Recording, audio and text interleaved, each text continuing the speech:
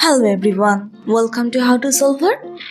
Today in this video, I'm gonna show you how to use Clipboard History for quick copy paste. Before starting the video, please subscribe to How to Solver. So let's go. For this, you just have to type Window plus V.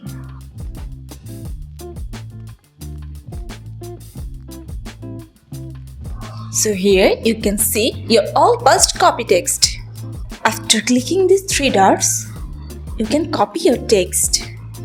And by pressing on delete option, you can delete your text. You can find all of your copy text here.